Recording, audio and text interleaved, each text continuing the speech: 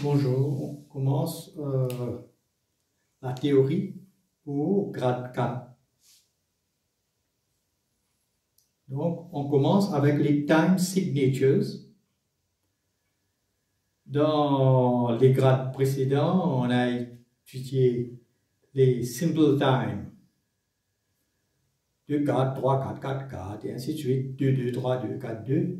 Et les compound time. 6, 8, 9, 8, 12, 8. Bon, on va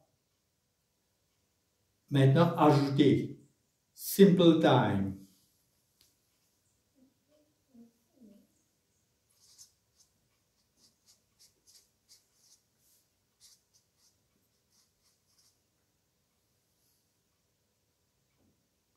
Quatre, 8.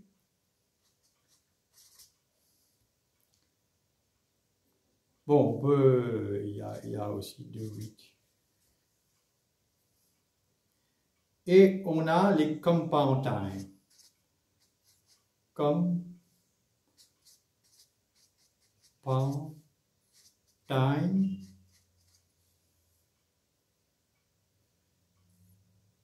Donc, vous vous rappelez qu'il y avait 6, 8, compound time, 9, 8.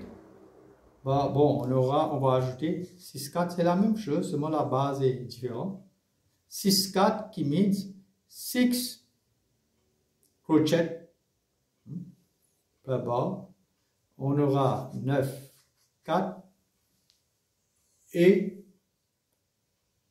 on aura 6, 16.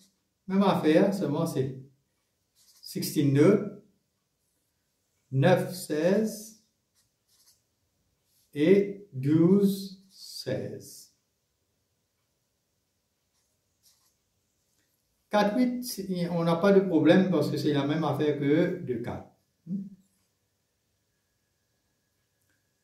Donc, en simple time, dans les autres grades aussi, on avait eu, donc on ajoute ça.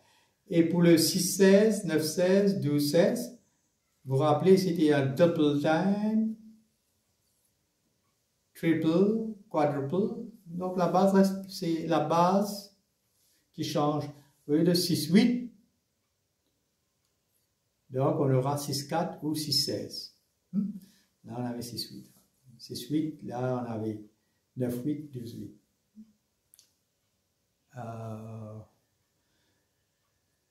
Ces time signatures-là, c'est un petit peu rare qu'on s'en sert aujourd'hui, mais pour grade 4 et dans certaines musiques classiques, on les utilise souvent. Donc, on a l'exercice 1. Pour ceux qui n'ont pas de livre encore, je vais envoyer une photo sur WhatsApp pour qu'ils puissent faire les devoirs. Et donc, juste pour illustrer ça, pour que vous puissiez faire le devoir, qu'est-ce que ça veut dire 6-4 par exemple?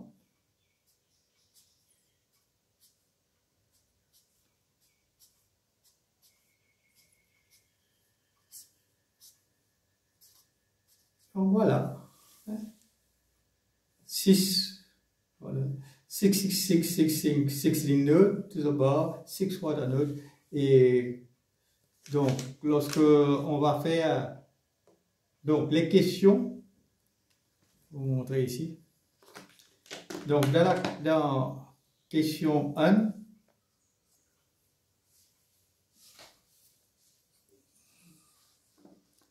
excusez-moi. Dans la question 1, add the upper figure to the time signature. Là, on doit justement compter dans la barre combien il y a. Et tout de suite, on va voir 1, 2, 3. On ajoute comme ça. Donc, la base est 4, la base est 8. Et puis, justement, on a ce genre de numéro 4, 4 pour faire le rhythm en 4, 8. Par exemple, quand vous avez ça, il y a un petit truc Donc, vous mettez dans votre working 4, 4 pour faire en 4, 8. Qu'est-ce que ça veut dire 4, 4? C'est faux.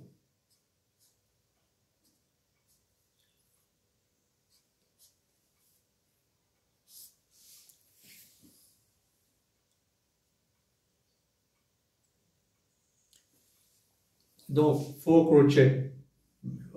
4, 8. Bon, je vois le faux. 1, 2. Normalement, j'aurais dû le grouper. Je trouve ça plus clair comme explication. Donc, vous voyez, quand vous avez un devoir pour faire 4, 4 devenir en 4, 8,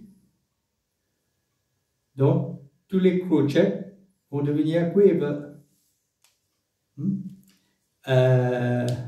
Par exemple, dans l'exemple où il dit de rewrite, vous aurez souvent des numéros comme ça, il vous donne quelque chose en 4, 4, il vous dit d'écrire en 4, 8. Ou en 12, 16, il vous dit d'écrire en 4, 8, et des trucs comme ça. Ce que je dis. Non, oui.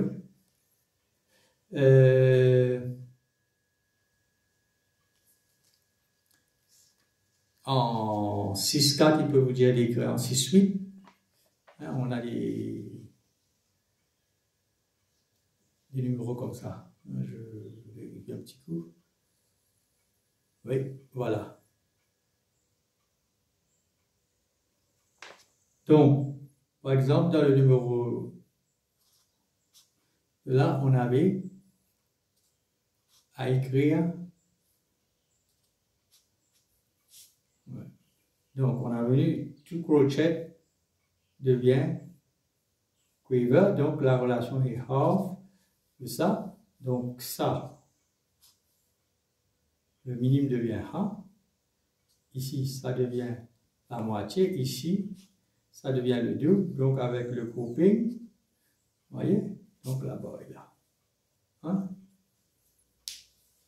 Donc, je vais vous envoyer pour faire les devoirs. Merci.